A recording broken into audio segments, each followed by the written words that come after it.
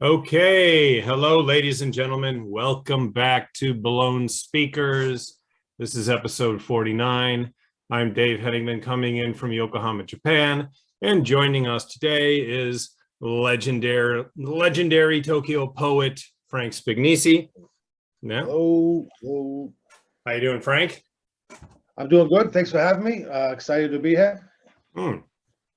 And so the reason I think it must have been about 10 years ago, just after the 2011 earthquake, I saw you perform one of your poems called Earthquake, I believe, or Earthquakes. Yep. And within the poem, you're talking about, you're kind of envisioning ideal ways that you would like to die rather than just suddenly an earthquake. And you said, I want to die listening to Astral Weeks, or I want to die listening to Paul's Boutique. So that caught my attention. And all these years later, I want to ask you why Astral Weeks? When I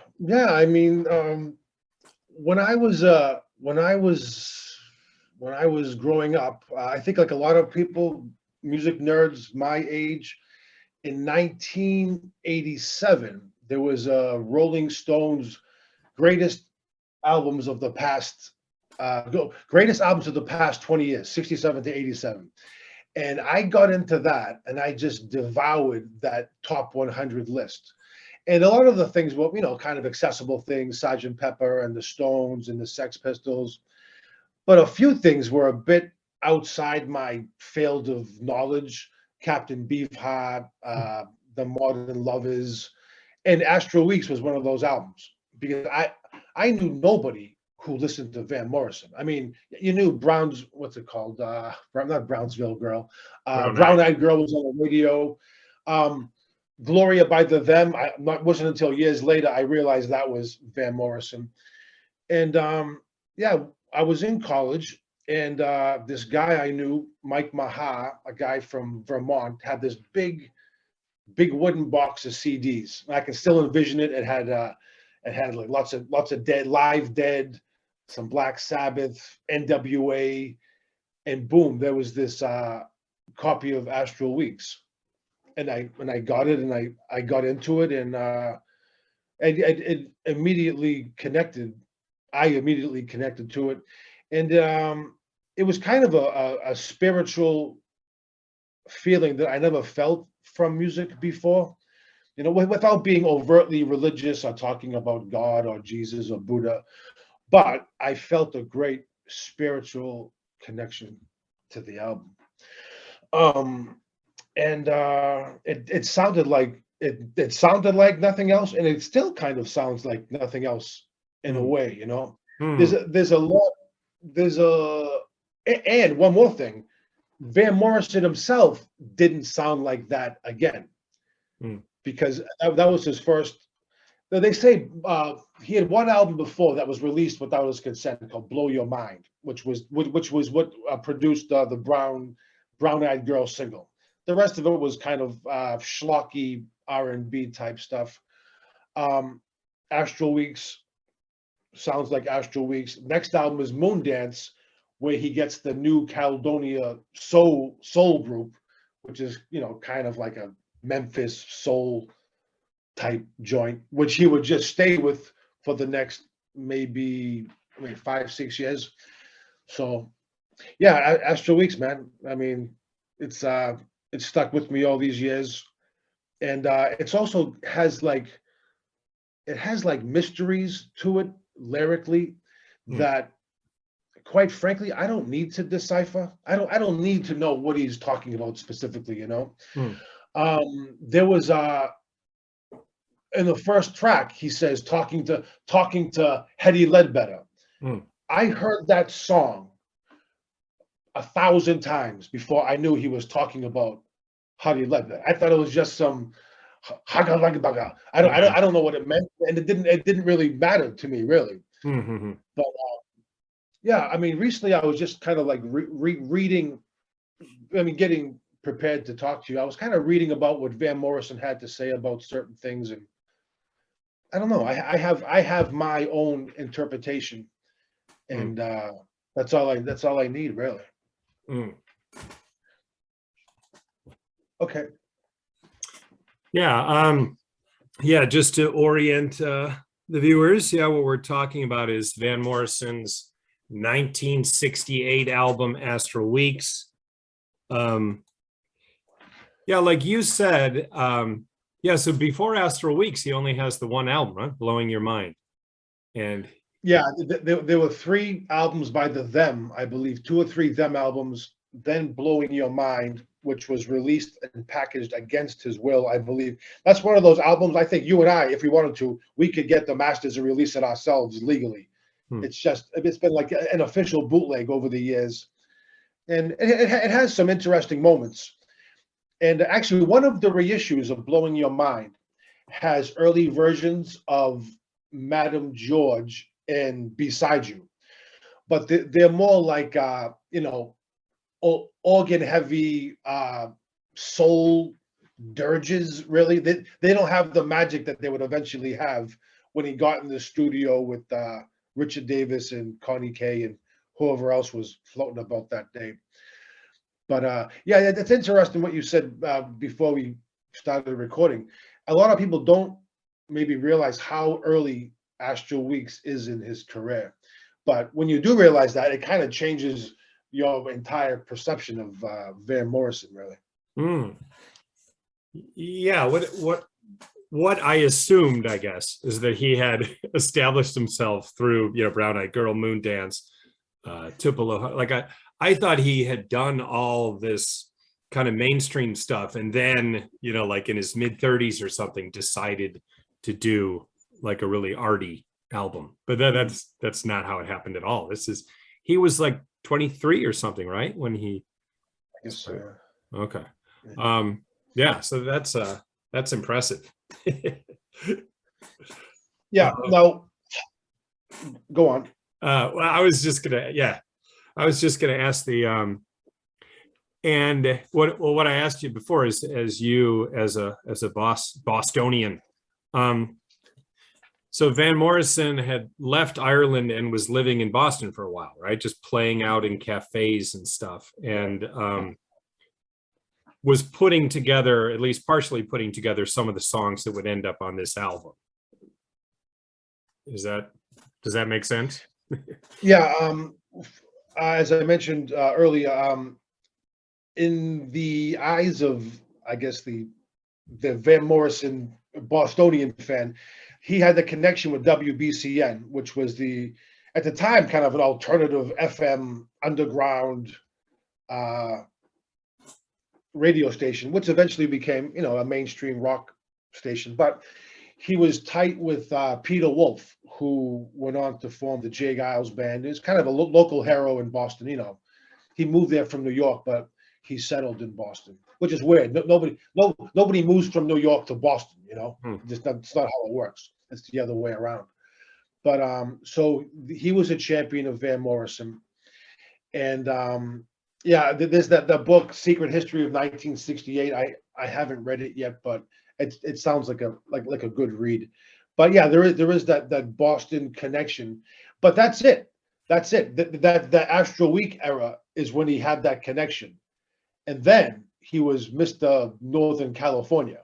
The redwood trees. He moved out west, and that kind of influenced a lot of the music that came just after that. The real woodsy Northern California soul that I don't think is on Astral Weeks.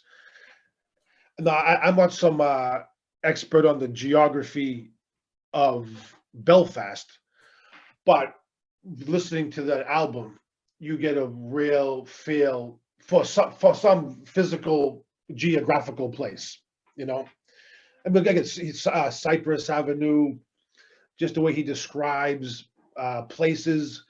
It's unique in music where you feel like you're in a place.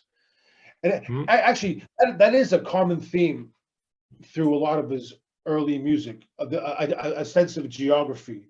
You know, a lot of paths and trees and woods. You know, he likes to be out. You know, he gets high when the rain hits him. You know what I'm saying? So why would you stay outside all day? But I followed him. I probably most of his music up until maybe the early '90s. Then I only know his music sporadically after that, so I can't say I'm a complete expert. But yeah, the sense of geography is another very personal thing about that album. So getting high when the rain hits him, were you referencing and it stoned me? Is that what you're? And it stoned me. So an interesting thing about "And It Stoned Me" is, for me, that song in particular is a bit of a carryover of the themes of, I don't know about the themes, but the feeling of Astral Weeks exists on the first song on his next album, Moondance. And then it doesn't come back. Then he goes off into this other, a little more adult soul music thing. Because on "And It Stoned Me," there's that sense of childhood. There's a sort of a longing. Excuse me. But that's one more thing about Astral Weeks, is the sense of longing, the sense of childhood. I That's get unique. childhood from I feel on, if we could look at the track listing. Yeah, Cypress Avenue, I feel is a childhood song, right? Would you? Yeah. So one thing I heard about, like, Cypress Avenue was like a rich part of town, right? And yeah, and I don't know. So what that kind of means to me when I was listening to it this week and trying to well, because like you, I never felt a strong urge to get my head around these songs, because it's just so nice to not to just let them. A lot of times I don't know where one song ends and the next starts, and like I like that, Cypress Avenue, I thought. So you find, does he say you find yourself one more time on Cypress Avenue? It's like he just kind of like wanders there.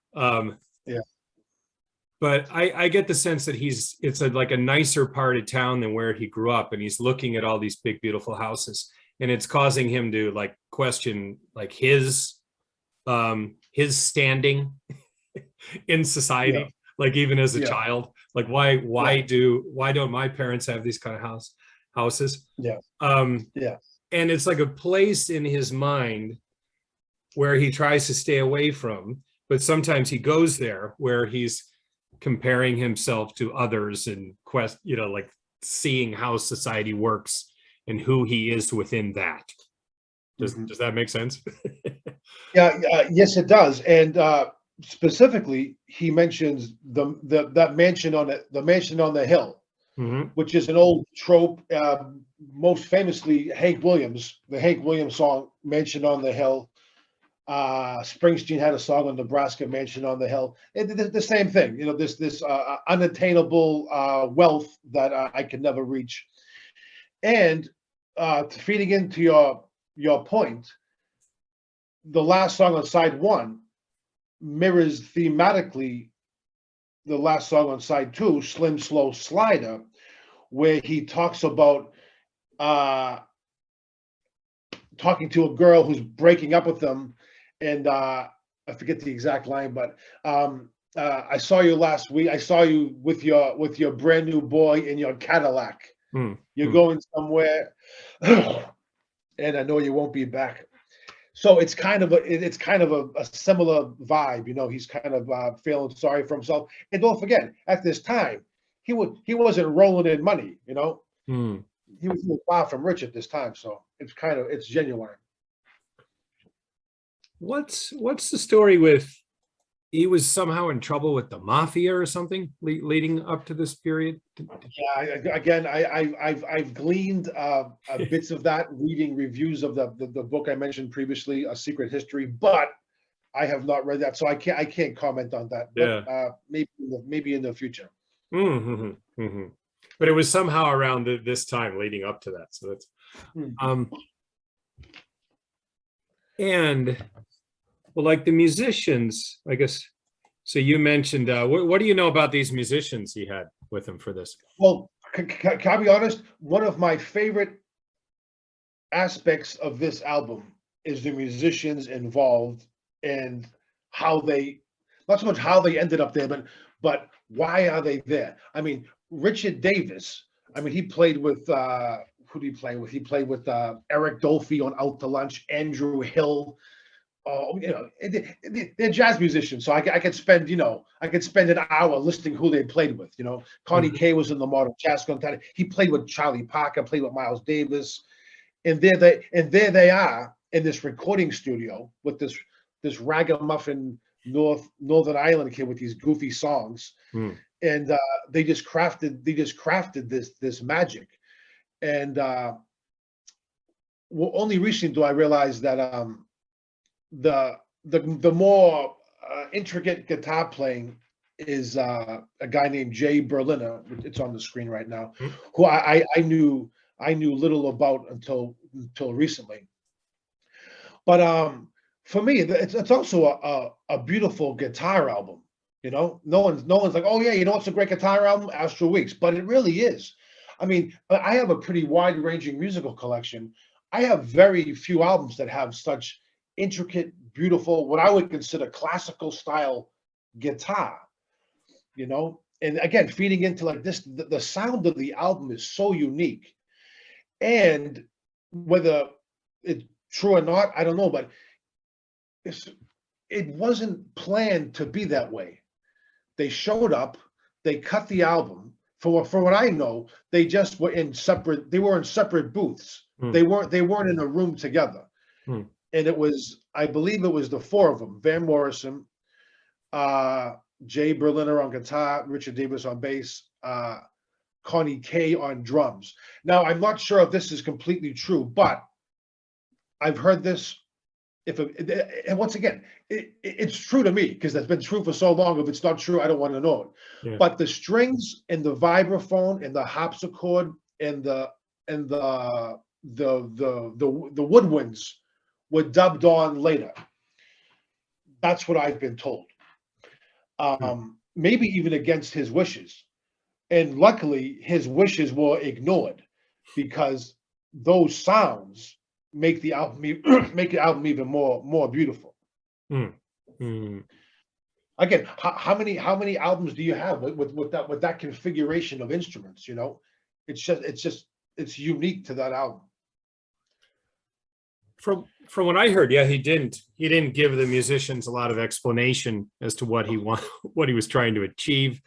I heard he even performed with his back to them at some points in the studio, and just he started doing these songs, and they played along. I mean, is that that seems unbelievable? But with the exception of Beside You and Slim Slow Slider, actually, let me back up. Yeah, with the exception of Slim Slow Slider, Beside You, and maybe The Way Young Lovers Do, with the exception of those three songs, every song is just Van Morrison strumming. I'm no expert guitar playing, but it's like, G, A, E. He's just playing 2 or 3 chords. And then they just put this genius on top of it. And it makes you wonder how good would this album be if it was just Van Morrison and his guitar. It would be a completely different animal. So do you give a lot of credit to Louis Merenstein, the producer? I can't say. So yeah, I would. I can't say I know a lot about him aside from the fact that his name is awesome, Louis Merenstein. He's probably got like a big cigar and a pot belly. That's the image you get. But one thing, there's a few things I'd like to point out about the musicianship, and Richard Davis's bass playing really guides the entire album for me.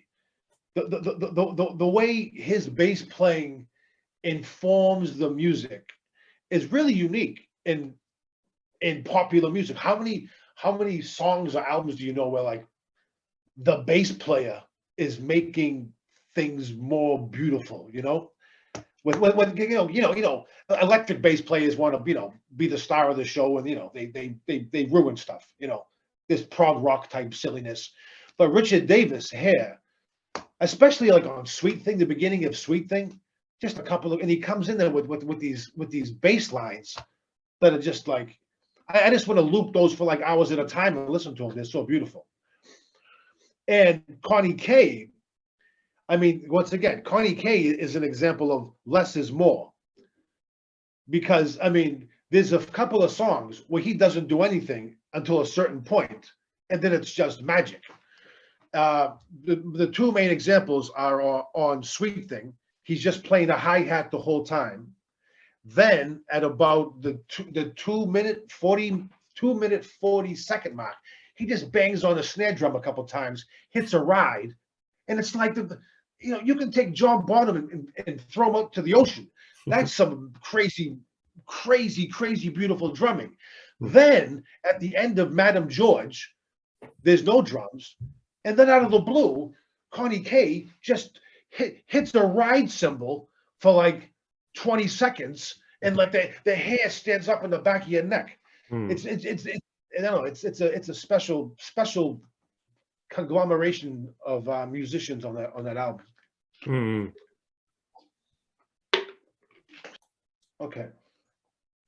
Okay, so we're going to hear a bit of Sweet Thing.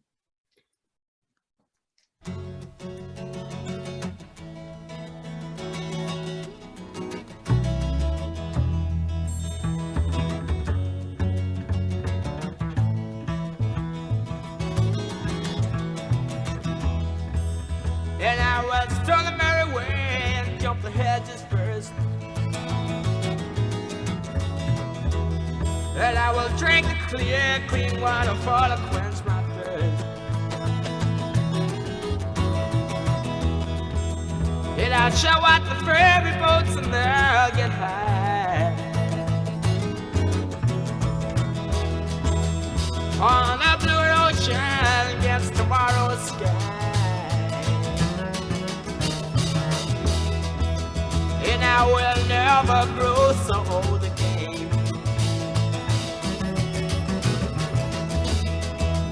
And I will walk and talk in gardens all winter rain. Oh, oh, sweet thing, sweet thing. Yeah, sweet thing.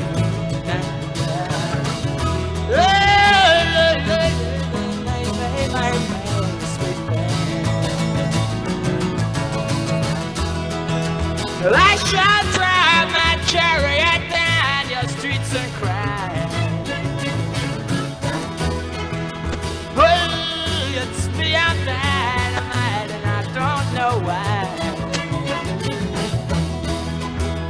And you shall take me strongly in your arms again. And I will remember that I...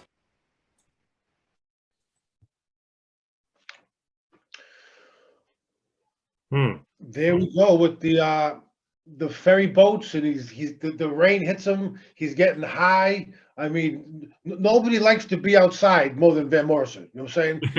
He likes to be hanging out in the woods, climbing trees, jumping in the river. Yeah, more than I do personally. But yeah, that's again at the beginning there. I don't know how much of the post-production. I'm sorry, how much of those sounds are post-production, but at the beginning there's just some bells that get clanged.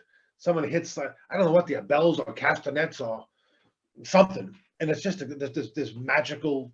There's a lot of magic in that album, There's a lot of magic. And then again with Connie Kay with the drums, I mean, how can you make it just a hi-hat sound so emotional? You know, it's such a unique sound.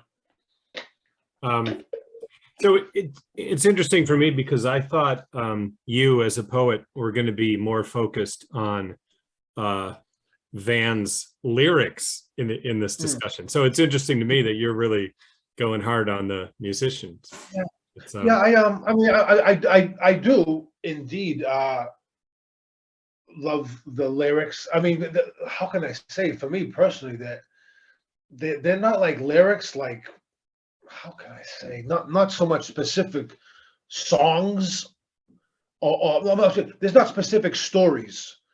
It's just kind of like this foggy mess, you know. And again, Madame Joy, I must have heard Madame Joy 50 times before I realized it was about some cross-dresser or transgender person. I didn't quite put that together, you know. No, the way it's packaged, I forget what it says. The beginning and the aftermath, they say. It says on the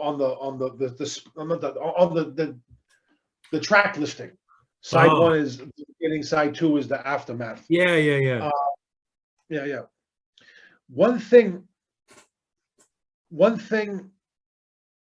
I love about the album is how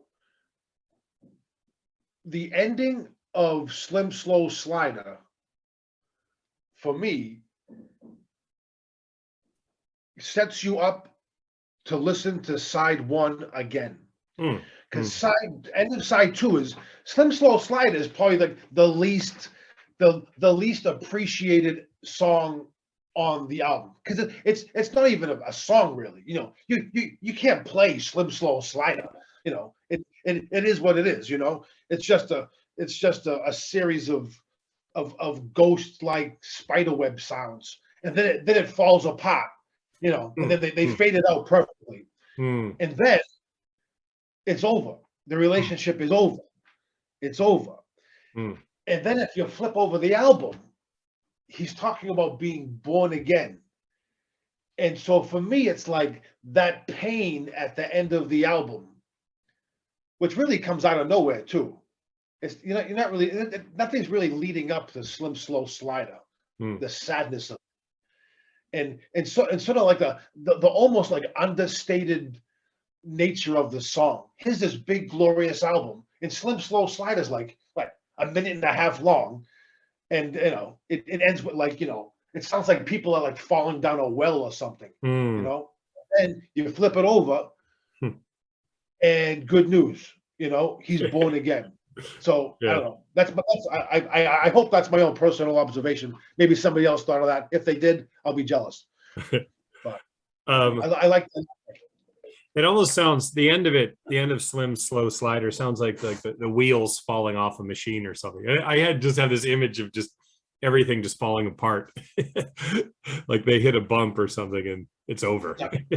And what's great, so I mean, you got Connie Kay, you got Richard Davis, you got some flute player. So I mean, these guys, this is the late 1960s, so they all had some experience playing with freer forms of music.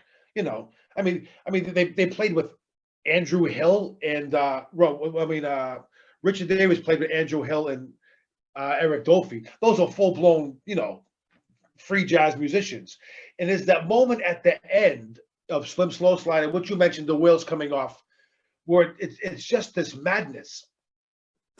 And for years I was like, oh, I'd love to hear what went on after that. You know, what space did they travel to? And with the bonus tracks on the reissue, you can hear what happened.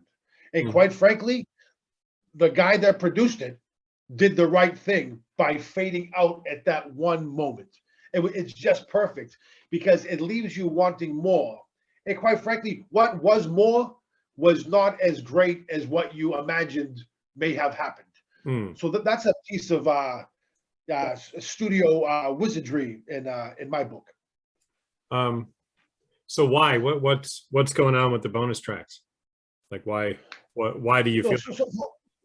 No, so the bonus tracks have alternate take. I think there's 3 alternate takes, and yeah, they picked the proper takes for the album. That's like that Beatles anthology like 10, no, 20 years ago. It was great window into the creative process, but they picked the right cuts. Slim Slow Slider is different because what they do is the song doesn't fade out. It just goes on. The band is jamming out, and then Van Morrison decides to come back in and, squeebity doo bop, do his do a bit of scatting about the rain or the trees or something. It's cool. I'm glad I got a chance to hear it, but the album ends perfectly. They did the right thing to end it that way. It's very concise and conservative, and it hits its mark the way it ends. So I had the feeling when I forget when it was, but I think more than 40 years later, he finally performed all these songs on stage, right? But I have this feeling that I don't know if I'd want to hear it live. I mean, for me, it's such an album. Like, I don't know. What do you think? Can you imagine? Yeah, well, quite once again, I don't live inside the man's head, but I think, I mean, he didn't consider it that great of an album because I mean, if you look at I think the set lists from that time, from the set list from the 70s, Cypress Avenue, maybe Madame George, but yeah, those songs didn't make up the base of his live repertoire. But years later, the album was so loved that hey, God bless, he thought he could make some money off it, and people would come out and see it. And they recorded an album live at the Hollywood Bowl. He plays the album in its entirety. I may have, I think I maybe listened to a bit of it, but I mean, for me, it's not just the songs. It's the day they went into the studio, the people that showed up, the window that was open, a fly that flew in through the room. It's just all these things. It's kind of like those like the Phil Spector Wall of Sound songs. Those songs are good, but the way the room sounded that day, that's what makes those things important. And if they recorded Astral Weeks a week later, well, no pun intended, it wouldn't be the same album. You know what I'm saying? It's just a magic thing. Because I mean, again, all his music that came after sounds very, I mean, it's great, especially that 70s stuff, but it seems less spontaneous because that's what the music called for. So do I want to hear it live for free? Sure, no problem. But I'm on a budget. Yeah. But whatever pays the bills. Huh. But you mentioned. Go on. Oh, I love the opening track so much. The title track, it's really one of my favorite openings to any album. And I love the lyrics there. And it just pulls me in every time, no matter how many times I've heard this album. So this, I kind of use this album as like a peaceful place sometimes. It has it's a very kind of an album you could step into, and I love how the first track pulls me in. What are your thoughts on that opening track? I mean those if I ventured in the slipstream between the viaducts of your dreams, I mean, number one, what does that mean? And number two, I really don't have to know what that means. You know what I'm saying? It's just, I mean, I don't know. As a kid, I mean, I think, was it viaduct? That's probably the first time I heard someone use the word viaduct. You know what I'm saying? I had that in the dictionary. But you mentioned being pulled in.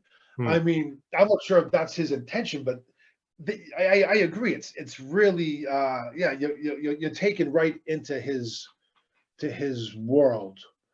And there's a real kind of like movement, like a forward movement to the sound and the lyrics. Like things are going in a certain direction, almost like a river. There's sort of a, there's a nature motif.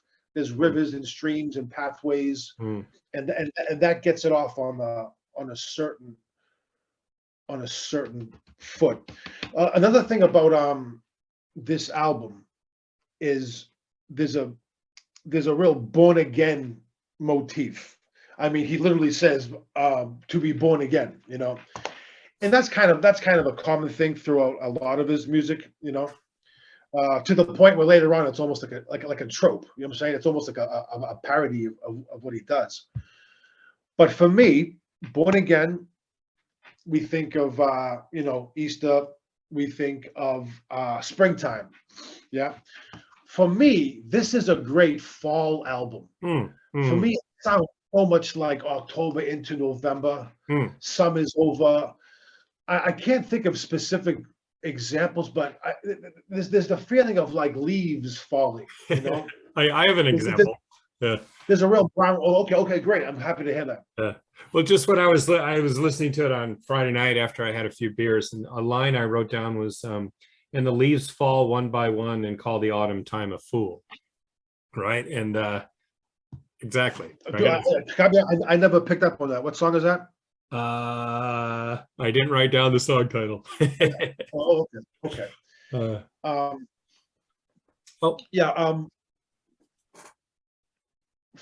For me, one of the most powerful songs is "Beside You," because that's got mysteries in it, and again, it sounds like nothing else. I mean, there's like 2 or 3 classical guitars playing, then he just comes in, and I don't know, there's sort of like a physical and like a spiritual intimacy between him and the person that's directed to. That, I mean, I remember that song like making me feel uncomfortable, like I shouldn't be in the room type thing almost. but I'm going to contradict myself by saying I don't think about the meaning of the words too much.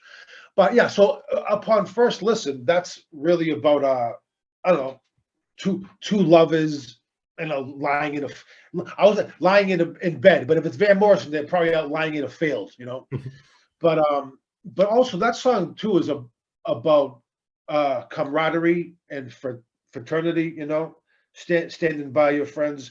And the feeling is like they're getting older, maybe him and his friend, and they're going to be, as you get older, you certain friends you move away from, and he's reassuring the friend. Another interpretation, again, I'm contradicting myself. I hope this isn't a family show, but I hope my mother doesn't see this. But for me, that the lyrics of "Beside You," of reassuring the person everything's okay, it kind of sounds like somebody talking their friend down during a bad acid trip. Wow. Like their friend's freaking the fuck out. There's a really dark sound to it. And yeah, I don't know. Again, there's a million interpretations, I guess, but I mean, don't forget, it's the late 60s. So, people eating acid like they were M&Ms. So I kind of thought that's one interpretation of that song. Possibly. I wonder why he was thinking about things like reincarnation at such a young age, right? I mean, you would think he's a young guy. He had a hit with Brown Eyed Girl. You think he'd, I don't know. I mean, think he'd try to enjoy himself a bit, right? But it sounded like he had some pretty heavy stuff on his mind. Huh? Well, he did, and I'm not sure about now, but he didn't see a penny for Brown Eyed Girl. He got stiffed. Whoever put that together totally stiffed him. So I've read, and yeah, he did. I mean, maybe it's changed now, but he didn't. I don't think he plays Brown Eyed Girl live. Really?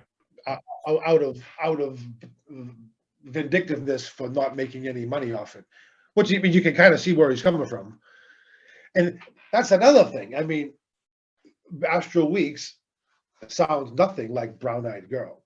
No. I mean, if it went Brown Eyed Girl Moon Dance, you could kind of see that continuum, but Astral Weeks is just on a different planet. It's also wonderfully titled Astral Weeks. It really has like outer space, tripping the light, fantastic type vibe to it.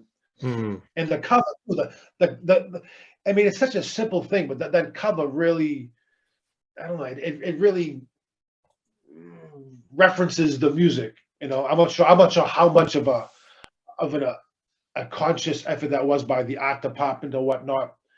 But actually, his first couple albums on Warner Brothers all have this kind of like, hanging outside in the woods type vibe, But that's about as handsome. That's his handsome apex right there. No offense, Van Morrison, but he's a good looking dude in this too. The album makes me think of the album cover makes me think of the fall also, like you said. Yeah.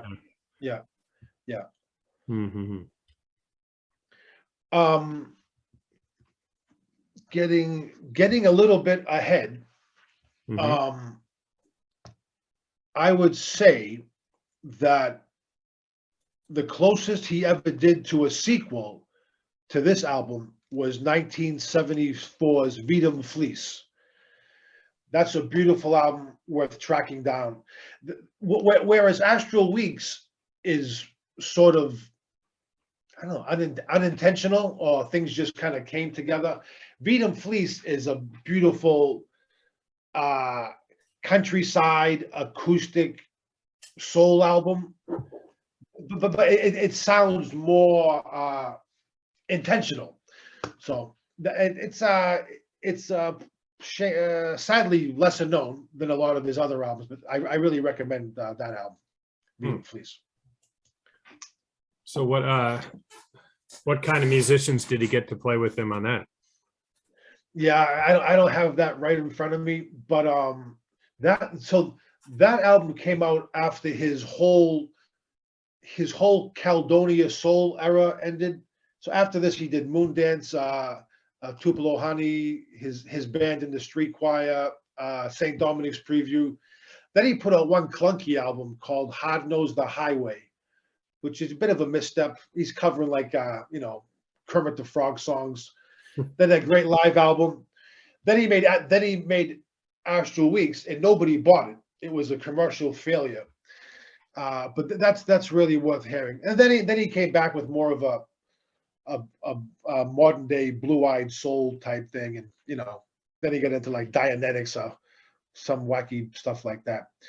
But yeah, Vidum Fleece. I recommend Vidum Fleece. Joe, just like a leaf on a tree. Yeah, this is the let's see what I mentioned, that line I liked about the leaves. Yeah, it is in Cypress Avenue. Did I lose it again? Oh, here we go.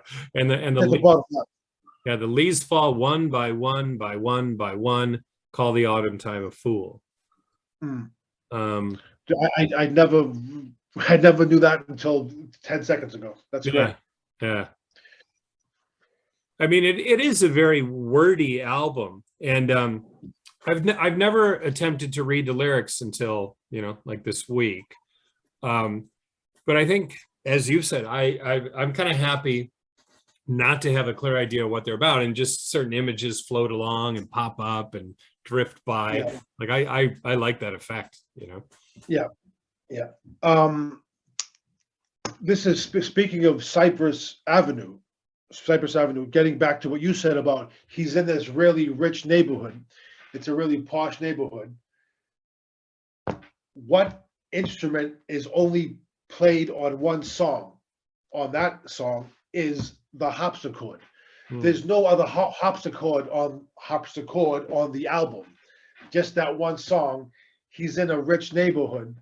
Was it intentional to do that? Because I'm no expert on the harpsichord world, but it's kind of a fancy pants instrument. You know what I'm saying? So that's kind of a nice little touch right there.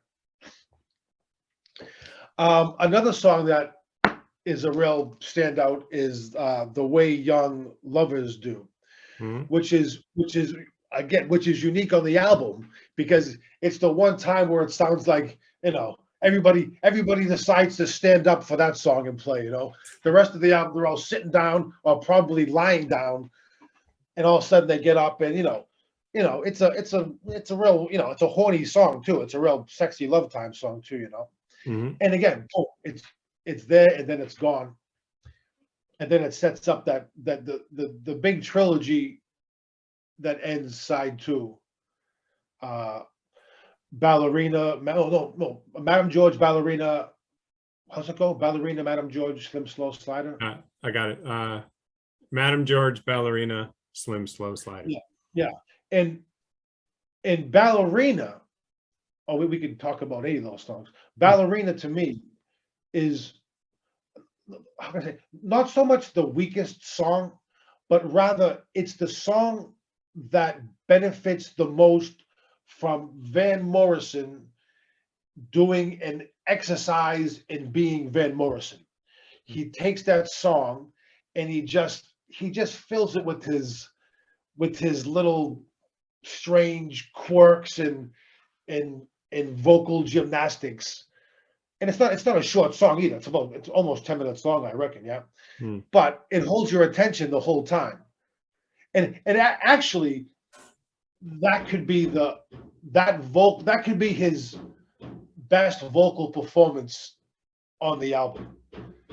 There's a real tender way he sings that song, it kind of imitates the movement of a ballet dancer as well. Beautiful song. I think it kind of shows you how tight or narrow-minded the music industry was at this time, that this album was considered so rebellious, right? Like it was like a fuck you to what was expected of him. But I mean, really, I would think Sweet Thing or Young Lovers Do, those could be radio songs, right? Like why it's and out of 8 songs, 2 of them I would say could be radio. So like it's just funny that that's how just pigeonholed artists kind of were in that day. Like they don't want you to do anything outside of your last hit, right? It's funny. I mean, in general, aside from Brown Eyed Girl, I don't think he had any like commercial radio hits until maybe Reed Petite, Jackie Wilson Says, Domino was a hit. But even the songs of Moondance, those weren't like burning up the charts, So that feeds back to the importance of FM radio back at that time, because they were at BCN in Boston. They were probably playing this album side by side with Led Zeppelin and Black Sabbath. That's so the commercial radio was doo-doo, but FM radio was a whole nother animal at that time. So I hear. When was Domino? When was Domino? Yeah. So I think I don't have it in front of me. Domino was the album after Moondance. Okay. His band in Street Choir. Okay. Yeah, that's an interesting album. Again, how can I say, this is all his 70s stuff is good. Some of his 80 albums I like, but they're all just, they're dwarfed by Astral Weeks. And Moondance is good. Moondance is amazing. But Moondance, few great albums are so side 1 or side 2 is better than the other. I mean, side 1 of Moondance is like absolutely perfect. I mean, side 2, how often do you find yourself humming Glad Tidings? I mean, it's not as impressive as side 1. But his band in the Street Choir has a couple of tunes that have a bit of a Astral Weeks vibe. I don't have them right in front of me, but anyway, yeah, they're all good. All those albums are good. But quite frankly, I would consider Astral Weeks his first album. Hmm. That Blow Your Mind it's just a hodgepodge of songs that were never meant to be released, Hmm. So Astral Weeks is his first album in my mind. So did he kind of flee Europe? I mean, like, or flee the UK? I mean, like to have more artistic freedom? Is that why he was in Boston and later California? I'm not sure why, but yeah, I mean, for me, his music, for me, is especially after Moondance, is real Northern California. Hmm. I mean, there's literally songs called, Redwood Trees, and he makes a lot of reference to that part of the country. And yeah, I think towards the end of the 70s, early 80s, he relocated his base back to Dublin. Hmm. I believe. Those albums are worth hearing too. Beautiful Vision and Into the Music is a great album. Common One. If you like Van Morrison, they're good. If you don't, it becomes a bit of a one-trick pony type thing, just the spirituality stuff that he's on about. But live at the Belfast Opera House is a great summation of his late 70s, early 80s work. That's worth hearing. Yeah. Have you ever seen him perform? No, I haven't. I have not. But it's funny. The guy that I forget his name, the guy that started and organizes the Fuji Rock Festival, his big dream is to have Van Morrison headline the Fuji Rock Festival. Wow. Now, what do you do? I mean, give him enough money. I mean, who wouldn't do anything? But I'd be down to see that. I'm not sure how big it would go over with the locals, but hey, never say never.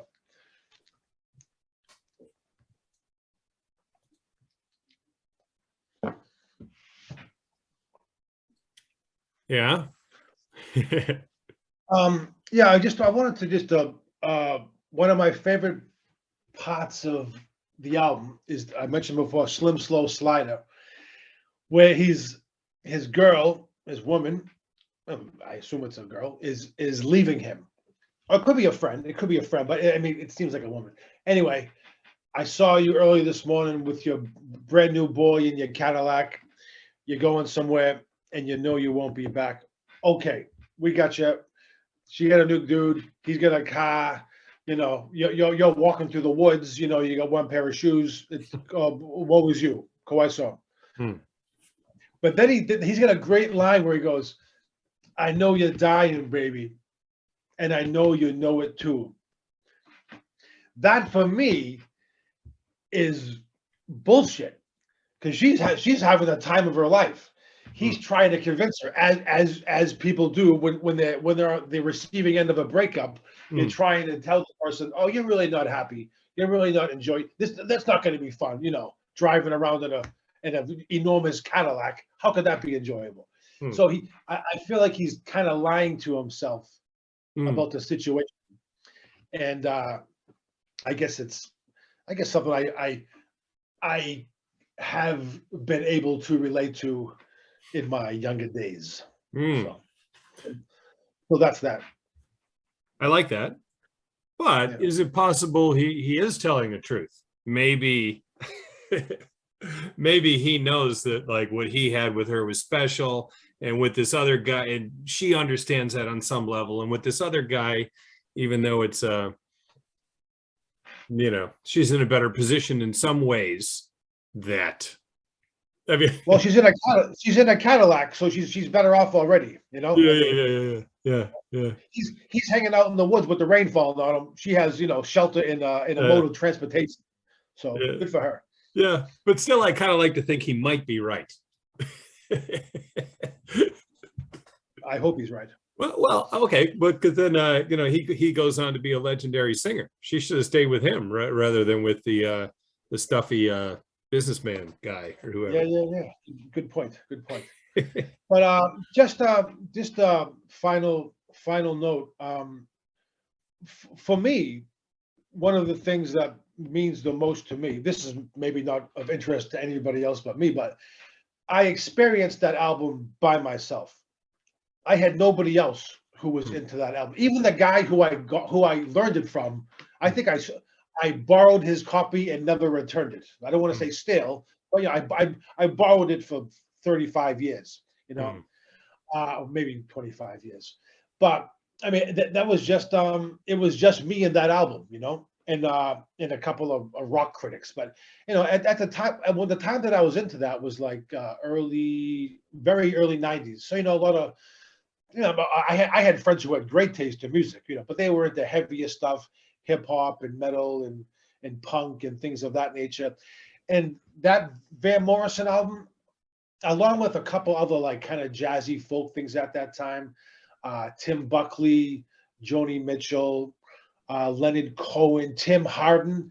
These were things that I was into that I couldn't share with other people. So I felt a real kinship with that music, especially Astral Weeks.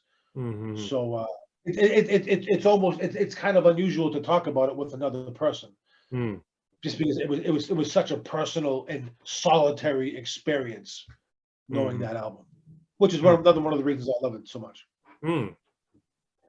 Yeah, so you were kind of young to be into this, I would say, right? Yeah, I was a big nerd, dude. I was a huge nerd. I would just I read a lot. I read a lot of music journalism back at that time, and I don't know, but there was also sort of maybe an intentional thing to be interested in more obscure things because I wanted to be, I don't know, different or strange, or you want that space, right? Yeah. Because I remember like back in the early '90s hearing Nirvana. This band is great. Nirvana is great. Nevermind's a great album. But how can you have a personal experience with this music when everybody and their mother is rocking that? So yeah. So yeah, Astral Weeks was special. Okay, let's see. One thing I wanted to mention on the way out, just something I thought was interesting. Just a podcast I happened upon a few months ago. So this is when Van Morrison was in Boston. Like if you just type in Van Morrison Boston, this photo comes up, right? Yeah. Kick-ass suit he's got on here. But this guy playing with him. Okay, his name is Rick Philp, and he was a local Boston musician, and he was murdered by his roommate. So this guy probably would have played on Astral Weeks if he wasn't murdered. So it's a pretty crazy story. One of Van Morrison's Boston guitarists was murdered by his own friend in a Beacon Street basement apartment. And this is your university, huh? Emerson College. That's my alma mater, Emerson. Emerson Mafia. So, this just for people who are interested in true crime, you might want to check out this story. There's an episode of it on this podcast, Disgraceland, right? I'll check it out. That's news to me. That's news to me. I'll check it out.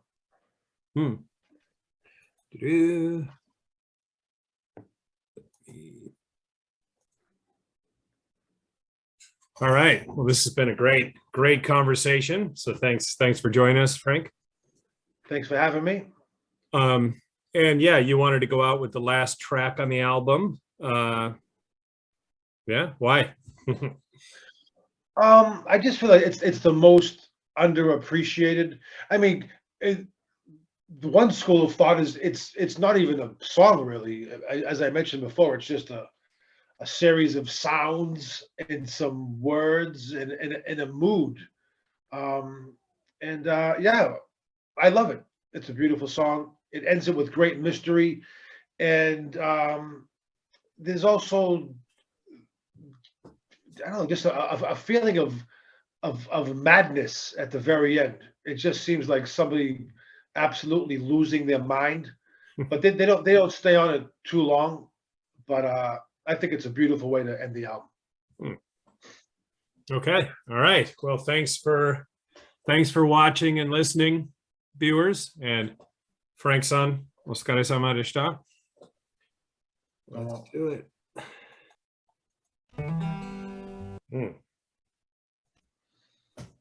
Beautiful. Good stuff, man. Thanks a lot.